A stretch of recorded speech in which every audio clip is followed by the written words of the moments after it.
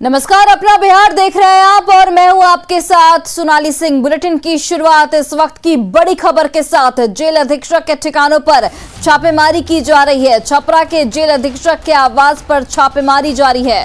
रामधार सिंह के 3 ठिकानों पर फिलहाल छापेमारी की कार्रवाई की जा रही है। पटना, छपरा और गया में निगरानी की छापेमारी, आय से अधिक संपत्ति का ये पूरा मामला बताया जा रहा है। तो जेल अधीक्षक रामधारी सिंह के ठिकानों पर छापेमारी की जा रही है। पटना, छपरा और गया, इन 3 ठिकानों पर निगरानी की टीम की छापेमारी की कार्रवाई फिलहाल जारी है। आय से अधिक संपत्ति का ये पूरा मामला बताया जा रहा है।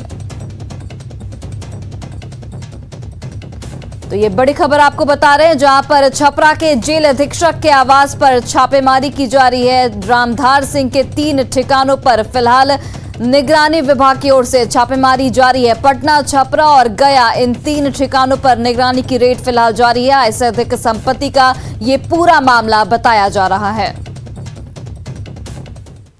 और अब हम आपको 2 तस्वीरें दिखा रहे हैं, जो छपरा और गया की तस्वीरें हैं। छपरा में जेल अधीक्षक के सरकारी आवास पर छापेमारी हुई, तो वहीं गया में रामधार सिंह के फ्लैट पर छापेमारी की गई। हालांकि गया आवास में कोई नहीं था, वहां प्रखंड कृषि पदाधिकारी को मजिस्ट्रेट बनाकर छापेमारी की जा रही है। और ये 2 तस्वीरें आपकी टीवी स्क्रीन पर। रामधारी सिंह के छपरा आवास पर पहली तस्वीर में छापेमारी जारी है, और वहीं देखिए दूसरी तस्वीर में रामधार सिंह के गया आवास पर फिलहाल छापेमारी जारी है। और ये पूरा मामला आय से अधिक संपत्ति से जुड़ा हुआ है।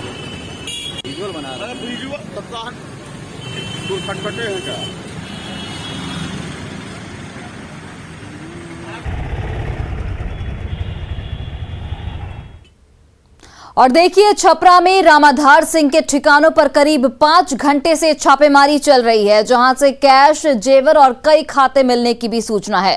हालांकि निगरानी के अधिकारी कुछ भी फिलहाल बोलने से बच रहे हैं।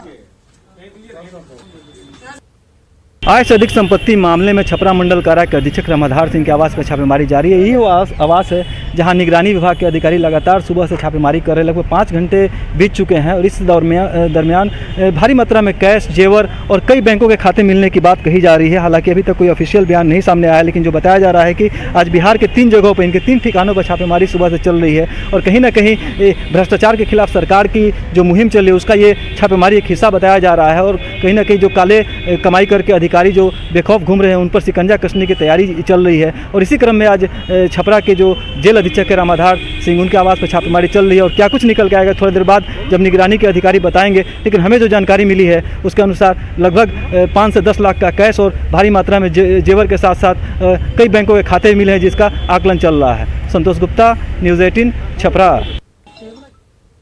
और देखिए पटना से हमारे सहयोगी संजय कुमार फोन लाइन पर जुड़ गए हैं। संजय, सबसे पहले ये जानकारी दीजिए कि अभी तक जो छापेमारी की कार्रवाई हुई है, 5 घंटे से अधिक का वक्त बीत गया, अभी तक क्या कुछ जानकारी निकलकर सामने आ रही है? जी बिल्कुल, देखिए अभी जो छापेमारी चल रही है उसमें निगरानी विभाग के अधिकारियों ने बताया कि जो जेल अधीक्षक हैं उनके छपरा आवास पर जो छापेमारी हुई है उसमें तकरीबन 5.5 लाख रुपए कैश जो है वो रिकवर किए गए हैं। और इसके अलावा 25 से 27 लाख रुपए का ऑर्नामेंट यानी आभूषण रिकवर किया गया है। गया आवास पर जो छापेमारी हुई है वहां पर भी 7 से 8 लाख रुपए अभी काउंटिंग की जानी है। मशीन मंगाया जा रहा है बैंक से, उसका काउंटिंग की जाएगी। और इसके अलावा गया में सबसे महत्वपूर्ण चीज ये है कि 12 जमीन की डीड मिली है, जिसकी कीमत तकरीबन 57 लाख रुपए निगरानी विभाग के अधिकारियों की माने तो जो सोर्सेज है वो बता रहे कि 57 लाख रुपए की जमीन की डीड है। अभी छापेमारी चल रही है और जब छापेमारी खत्म होगी उसके बाद असेसमेंट किया जाएगा कि आखिरकार आय से अधिक कितनी संपत्ति मिली है। लेकिन निश्चित तौर पर आज जो निगरानी की कार्रवाई हो रही है उसके बाद जो जेल अधीक्षक है उनकी मुश्किलें बढ़ गई हैं। जी संजय, इन 3 ठिकानों यानी कि पटना, गया और छपरा के अलावा भी कहीं और छापेमारी हो सकती है क्या आगे चलकर? छापेमारी हुई है, पटना में ये किराए के मकान में रहते थे और यहाँ पर टीम जरूर पहुंची थी, बहुत कुछ नहीं मिला यहाँ पर छापेमारी के दौरान। लेकिन बाकी के जो 2 जगह हैं, गया और जहाँ पोस्टेड है ये छपरा, वहां पर काफी मात्रा में कह सकते हैं कि आभूषण, कैश, जमीन के कागजात, बैंक पासबुक और सारी चीजें मिली हैं। और ये जब छापेमारी खत्म होगी, असेसमेंट किया जाएगा, तब ये स्पष्ट हो जाएगा कि आखिरकार आय से अधिक कितनी संपत्ति मिली है जेल अधीक्षक के यहाँ। जी संजय, निगरानी टीम की ओर से लगातार इस तरह की कार्रवाई की जा रही है, तो ये सुनिश्चित किया जा रहा है कहीं ना कहीं कि इस तरह के जो धन कुबेर हैं, जो भ्रष्ट अधिकारी हैं, वो कहीं से भी बच नहीं पाए। जी बिल्कुल, देखिए और एक बड़ा मैसेज है। दरअसल नीतीश कुमार जब 2005 में सत्ता में आए थे तो जीरो टॉलरेंस था उनका करप्शन को लेकर, और इस साल अगर 2021 की बात कर ले तो ये 13वें ऐसे अधिकारी हैं जिनके खिलाफ आय से अधिक संपत्ति मामले में कार्रवाई हुई है। इसका मकसद साफ है, स्पष्ट संदेश है और मैसेज है कि अगर आप भ्रष्टाचार के बल पर अकुत संपत्ति अर्जित करेंगे तो आपके खिलाफ कार्रवाई निश्चित तौर पर होगी। और लगातार देखिए सतत प्रक्रिया जो है कार्रवाई की वो चल रही है, और ये 13वें अधिकारी हैं इस साल में जिनके खिलाफ इस तरह की कार्रवाई। ये केवल निगरानी विभाग की कार्रवाई है, इसके अलावा स्पेशल विजिलेंस है, इकोनॉमिक ऑफेंस यूनिट है, ये जो एजेंसियां हैं ये अलग से कार्रवाई कर रही है। तो ऐसे में जो भ्रष्ट है और घूसखोर अफसर है उनमें हड़कंप की स्थिति मची हुई है। जी सोनाली। चलिए संजय, बहुत बहुत धन्यवाद तमाम जानकारियों के लिए।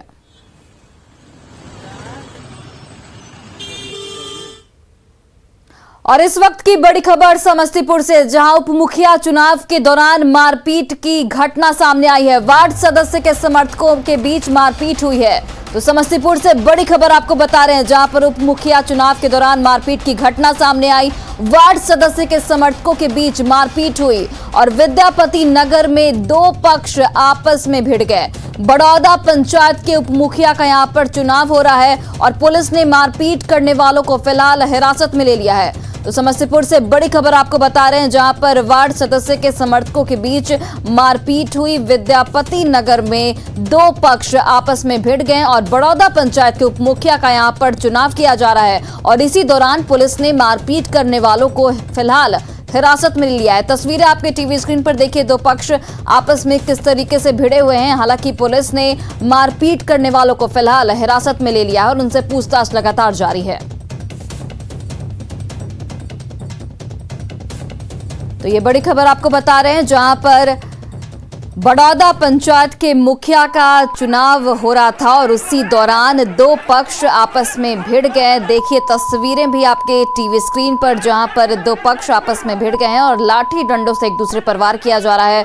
और इस दौरान हालांकि पुलिस भी वहां पर मौजूद थी और पुलिस ने किसी तरीके से मामले को शांत कराने की कोशिश की और जो भी लोग मारपीट में मिले हुए थे, मारपीट कर रहे थे, उनके खिलाफ कार्रवाई की गई और उन्हें फिलहाल हिरासत में लिया गया है और पूरे मामले को लेकर पूछताछ की जा रही है।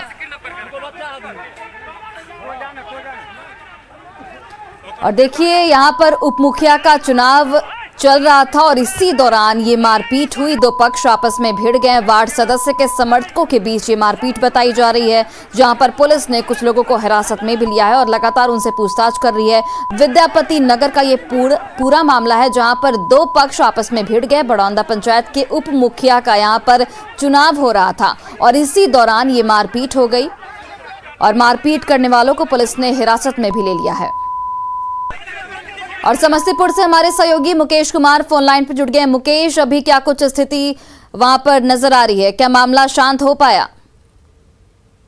कुछ देर पहले घटना हुई थी मारपीट के प्रखंड कार्यालय के बाहर की का ये मामला है, जब लोग वहाँ पे उप मुखिया का चुनाव का आज तिथि तय था विद्यापति नगर का और 6 पंचायत का वहाँ पर उप मुखिया का चुनाव की प्रक्रिया चल रही थी। उसी दौरान बड़ौदा पंचायत के जो वार्ड सदस्य थे और दूसरे 2 गुट थे वहाँ पे और दोनों गुट आपसी वहाँ वर्चस्व को लेकर के वहाँ पर मारपीट हुई। इसमें वहाँ पर जो मधुकर अशोक मजिस्ट्रेट तैनात थे उनसे हमारी बातचीत हुई है। उन्होंने बताया कि तत्काल वहाँ पर पुलिस कर्मियों के द्वारा दोनों को हिरासत में लिया गया है और उनसे पूछताछ की जा रही है और फिलहाल मामला शांत है। सोनाली।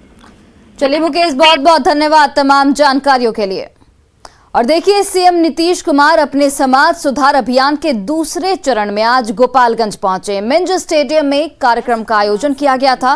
दहेज, नशा और बाल विवाह के खिलाफ सीएम अभियान चला रहे हैं और 15 जनवरी तक ये अभियान चलेगा।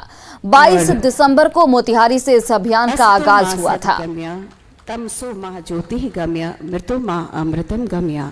असत्य से सत्य की ओर ले चल हमें, अंधकार से प्रकाश की ओर और जीवन मरण के बंधन से अमृत तत्व की ओर ले। और इस दौरान सीएम नीतीश कुमार ने कहा कि महिलाओं की मांग पर 5 अप्रैल 2016 से शराबबंदी लागू हुई। सीएम ने यह भी कहा कि शराबबंदी के लिए महिलाओं ने अभियान चलाया है। और साहब जब पूरे बिहार में 1 तारीख को लागू हुआ और शहरी इलाके में ही सिर्फ हमने विदेशी शराब को छोड़ दिया और उसके बाद जब 1 तारीख से शुरू हुआ और जो शहरी इलाकों में महिला हो या पुरुष हो या बच्चे हो बच्चियां हो, इन लोगों ने खूब जुलूस निकाला और 1 अप्रैल से जो शराब की दुकानें खुलने वाली थी, उन शराब की दुकानों पर बाहर खड़ा होकर के शराब की दुकान को नहीं खोलने दिया। ये बड़ी उस समय मुझको तो भीतर से खुशी हो रही थी कि हमको लगा कि शहरी क्षेत्र में हम लोगों ने अभी पूरा नहीं चलाया है अभियान, ग्रामीण क्षेत्रों में चला है। तो शहरी क्षेत्र की ये हालत देख करके हम लोगों को बहुत अच्छा लगा और भिन्न शहरों में ये स्थिति रही। 1 तारीख, 2 तारीख, 3 तारीख, 4 तारीख को अप्रैल में ऐसा रहा। तो 4 तारीख को शाम में हमने बैठक बुलाई और उसी में तय किया कि अगले दिन कैबिनेट से करेंगे। 5 तारीख को कैबिनेट करके हमने शहरी इलाके में भी विदेशी शराब को बंद कर दिया। इस तरह से पूर्ण रूप से शराब बंदी 5 तारीख से ही लागू हो गया। वहीं देखिए, शराबबंदी को लेकर सीएम नीतीश कुमार ने मद्य निषेध विभाग के अपर मुख्य सचिव के पाठक की जमकर तारीफ की। उन्होंने कहा कि 5 अप्रैल 2016 को जब शराबबंदी लागू हुई तो के पाठक के नेतृत्व में शराबबंदी सफल रही। प्रकाश की ओर और जीवन मरण के ये उसी समय से ये शुरू हुआ और आज मुझे खुशी है कि हमारे जो अधिकारी यहां पर आपको बोल रहे थे अभी सबसे पहले, जो के पाठक जी जो अपर मुख्य सचिव मद्य निषेध उत्पाद एवं निबंधन विभाग हैं, अभी फिर से इनको जब चले गए थे बाहर, फिर जब आए हैं तो हमने कहा किसी को देखिए, इनको याद है 26 नवंबर को 2015 को जब काम शुरू करने की बात हम लोगों ने कही, उस समय यही थे इस विभाग में, और उस समय से जो इन लोगों ने काम इस तरह से अभियान चलाया कि हम लोग इसको लागू करने में कामयाब हो गए। जब हम लोगों ने इसको 1 अप्रैल से लागू कर दिया, जीवन मरण के बंधन से अमृतत्व की ओर ले जाए। और वहीं सीएम ने शराब नहीं पीने से लोगों के बीमार होने की बात को खारिज कर दिया। उन्होंने कहा कि शराब पियोगे तो बीमार पड़ोगे, शराब नहीं पियोगे तो बीमारी से छुटकारा मिलेगा और बच जाओगे। मुख्यमंत्री जी के मार्गदर्शन में हम अगर बीमार हो जाएंगे अगर हम नहीं पिएंगे, अरे पियोगे तभी बीमार होगे, नहीं पियोगे तो बीमारी से छुटकारा मिल जाएगा, यह स्थिति है। तो इसलिए जरा लोगों के बीच में, और बात जो हम तो शुरू से जो पिछली बार भी अभियान चला, आप सब लोगों को मालूम है। सीएम नीतीश कुमार ने यह भी कहा कि अगर कोई पुलिस वाला गड़बड़ करेगा तो उस पर सरकार कार्रवाई करेगी, लेकिन समाज में गड़बड़ी फैलाने वालों पर समाज के लोग निगरानी रखें। प्रकाश की ओर और जीवन मरण के कोई पुलिस वाला और अधिकारी वाला इधर उधर करेगा, गड़बड़ करेगा, तो उसको तो कर ही देंगे, हम लोग निकाल बाहर कर ही देंगे। और कोई गड़बड़ करेगा वो भी अंदर जाएगा, जेल जाएगा, सजा पाएगा। लेकिन जरा जागरूक रखिएगा, और अगर कहीं से कोई शिकायत आती है तो उस पर तुरंत तेजी से देखिएगा। इन दिनों लोग एक एक चीज को देख रहे हैं। और अब खबर नवादा से, जहां उत्पाद विभाग की टीम ने एक बार फिर से अवैध शराब निर्माण के खिलाफ कार्रवाई की है। नगर थाना क्षेत्र के जमालपुर गांव से उत्पाद विभाग की टीम ने गुप्त सूचना के आधार पर गांव में छापेमारी करते हुए अवैध शराब निर्माण में लगे कई भट्टियों को ध्वस्त किया। साथ ही साथ सैकड़ों लीटर जावा महुआ को भी यहां पर नष्ट किया गया। इस कार्रवाई में एक तस्कर को भी गिरफ्तार किया गया है। जमालपुर गांव में हम लोग छापामारी किए। छापामारी क्रम में राजेंद्र चौधरी नामक एक व्यक्ति को गिरफ्तार किया गया, और साथ ही उसी गांव में एक अन्य जगह पे 2 अवैध चुलाई अड्डे को ध्वस्त किया गया, जहां से 400 केजी जावा महुआ का घोल और 30 लीटर अवैध चुलाई शराब और साथ ही 18 लीटर विदेशी शराब बरामद की। और वहीं शेखपुरा में पुलिस लगातार अवैध शराब के कारोबार पर दबिश दे रही है। एक महीने में मुरारपुर और सुरदासपुर गांव में पुलिस ने कार्रवाई कर अवैध शराब की भट्टियों के साथ हजारों लीटर शराब को नष्ट किया है। एसपी के मुताबिक डीएम खुद कार्रवाई की मॉनिटरिंग कर रहे हैं। की दिशा में आप देख लीजिए, जैसे मुरारपुर में हुआ था, ये लोग शिफ्ट कर दिया कहीं दूसरे महादेव नगर की ओर से। तो पिछला सैटरडे को एक साथ में 4 आदमी पकड़ा गया, सवेरे 4 बजे भोर में। वो लोग एरिया ही शिफ्ट कर चुका था। तो एक कार्रवाई वो है। दूसरा है कि डाटा को बिल्कुल हम लोग जब पुराने डाटा को निकाल रहे हैं, जो बनाने वाले बेचने वाले हैबिचुअल है, उस पर कड़ी नज़र रखी जा रही है। आखिर कर क्या रहा है वो।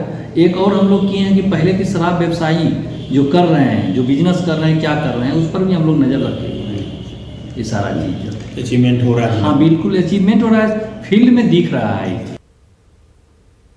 और खबर जहानाबाद से है, जहां अस्पताल में लगी एक्सरे मशीन को चींटियों ने चट कर दिया। जी हां, सही सुना आपने। यहां मखदुमपुर के सुखदेव प्रसाद वर्मा रेफरल अस्पताल में एक्सरे मशीन को चालू होने से पहले ही चींटियां खा गई। दरअसल जब स्थानीय विधायक सतीश कुमार ने रेफरल अस्पताल मखदुमपुर का औचक निरीक्षण किया, वहां उन्होंने 22 लाख की डिजिटल एक्सरे मशीन के बारे में पूछताछ की, जिसे 15 अगस्त को ही चालू होना था, लेकिन कमरा बंद था और डॉक्टरों ने बहाना बनाया कि मशीन को चींटियों ने खा लिया। हैदराबाद से दूसरी मशीन भी मंगाई गई है और इस पर विधायक भड़क उठे। मशीन सप्लाई ने भी अपनी गलती मानने से इनकार कर दिया। इस पर विधायक सतीश कुमार ने कहा कि वो जल्द ही स्वास्थ्य मंत्री और मुख्यमंत्री नीतीश कुमार से मिलकर चींटियों की गिरफ्तारी की मांग करेंगे। ये आउटसोर्स द्वारा यहाँ लगाया जा रहा था, ये अभी हमें हैंडओवर नहीं हुआ है और मशीन जो लग रही है उसके दौरान कुछ खराबी आई। क्या है खराबी आई है, वो मशीन फिर बनने के लिए गई है और वो कितने की है इसे मुझे जानकारी नहीं। और देखिए, थानों का कबाड़ लोगों के लिए जी का जंजाल बन गया है। पुलिस थानों में जब्त गाड़ियों और सामानों को सड़क पर रखा जा रहा है, जिसे सड़क पर जाम लग जाता है। सड़कों पर एक के ऊपर एक गाड़ियां रखी गई हैं, जिससे हादसे का डर भी लगातार बना रहता है।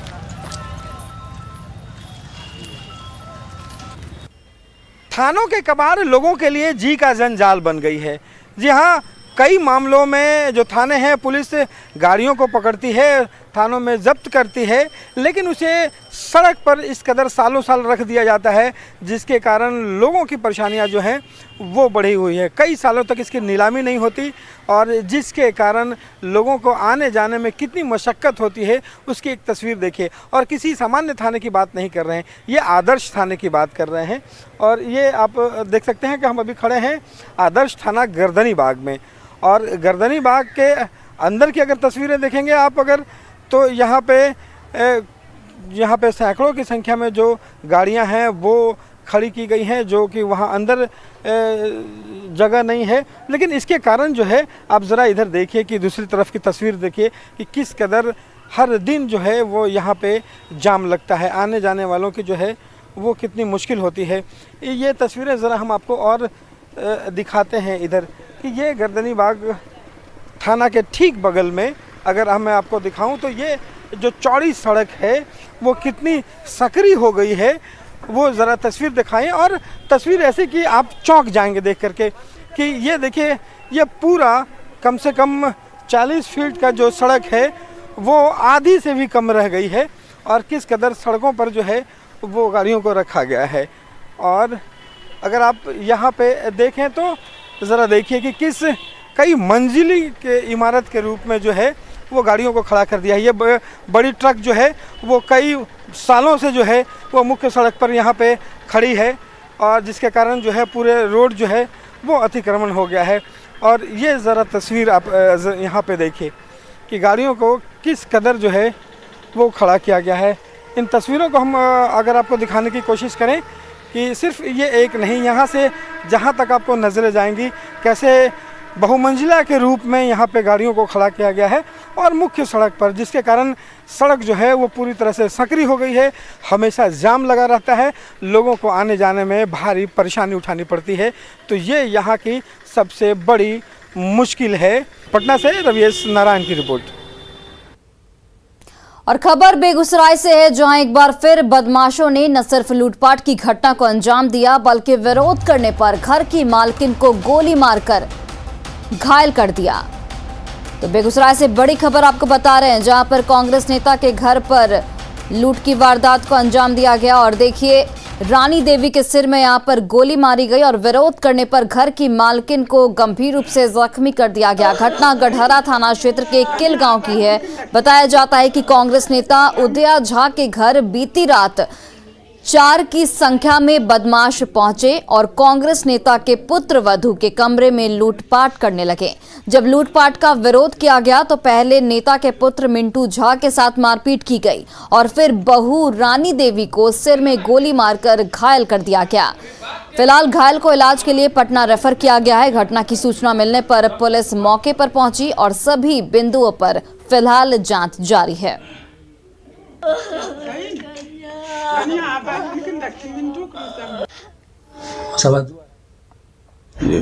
तो एक आवाज़ हुआ जोर से, बात हम क्या चीज़ आवाज़ होता है, हम उठे, मिंटू बाबू गिरा हुआ था, उसको बैट से मारा था, क्या किया था। हम तो अपने घर में थे। इसके बाद उसको बेहोश देखे, उसको पानी छिटका मारे, गिरा था, पूछे सब देखें घर में कन्या ने गोली लगा हुआ है। और दरवाजा खुली हुई थी, मेन गेट भी, मेन गेट का जो है क्या होता है वो खिड़की। और फिलहाल इस बुलेटिन में बस इतना ही। आप देखते रहिए न्यूज़ 18 बिहार झारखंड।